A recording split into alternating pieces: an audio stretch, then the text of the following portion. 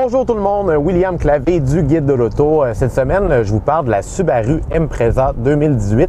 Je ne sais pas si vous vous souvenez, il y a environ un mois, je vous parlais du Subaru Crosstrek 2018 et je vous parlais en fait que le Crosstrek est en réalité une Impreza soulevée. Donc pour en avoir le cœur net, je me suis prononcé là-dessus, j'ai communiqué avec Subaru Canada et j'aurais demandé de me prêter une Subaru à Hayon pour voir si véritablement s'il y avait des différences en fait entre le Crosstrek et la Impreza. Et à date, je vous confirme qu'effectivement, c'est pas mal le même véhicule, sauf plus bas de terre, mais c'est pas une mauvaise chose. Dans les voitures compactes, on parle beaucoup de la Honda Civic, la Toyota Corolla, la Mazda 3, mais on néglige souvent la Subaru Impreza, excusez-moi. C'est un véhicule qui est très intéressant parce qu'oubliez pas que la Subaru Impreza est la seule voiture compacte qui s'offre avec la traction intégrale.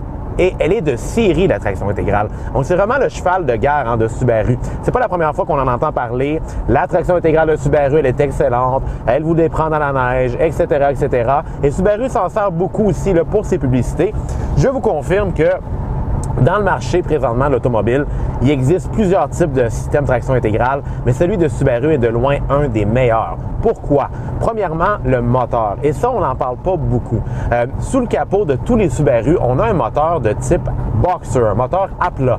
En fait, la seule autre voiture qui offre un moteur de cette configuration-là, c'est la Porsche 911. Donc quand même, très intéressant, c'est quand même super cool de savoir qu'on s'achète une Subaru comme celle-ci qui va se détailler moins de 30 000 et qui est munie d'un moteur qui fait beaucoup penser à la configuration de celle d'une Porsche.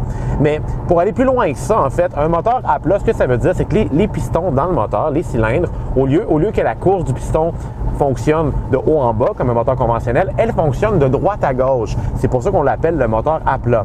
Ce que ça veut dire, c'est que le moteur est beaucoup plus bas dans le compartiment moteur, réduisant à ce moment-là le centre de gravité. Ça fait en sorte que le poids de la voiture est beaucoup mieux réparti vers le sol. On lui ajoute après ça un système intégral symétrique. Et encore une fois, on entend cette expression-là. Ça veut dire quoi symétrique? On le voit en arrière des Subaru, Symmetrical All-Wheel Drive. Ce qu'on veut dire, c'est qu'on a une répartition de poids presque égale avant, arrière, droite, gauche. Donc, on met ce système-là dans une voiture légère comme la Impreza, une voiture à la base qui n'est pas nécessairement plus lourde qu'une Honda Civic ou une Toyota Corolla. Et on se retrouve avec un véhicule qui est très, très, très bien ancré au sol, qui a une excellente adhérence et qui se dépanne très, très, très bien dans la neige. Cette semaine, on a eu une énorme tempête de neige au Québec. Je ne sais pas si vous avez entendu parler aux nouvelles. Il y avait des carambolages partout sur l'autoroute 30, la 10, la 20. Écoutez, la région de la Rive-Sud de Montréal s'est vraiment fait attaquer par cette tempête de neige-là. Moi-même, avec l'Impreza, j'étais à Ottawa. Écoutez, je vous garantis, je faisais la route Ottawa-Montréal. C'était pas beau. Mais grâce à la traction intégrale et le fait que j'avais des bons pneus d'hiver, j'étais capable justement de rouler en pleine confiance. Je pouvais me permettre même de dépasser certains véhicules sur surface enneigée et je sentais jamais le véhicule bouger.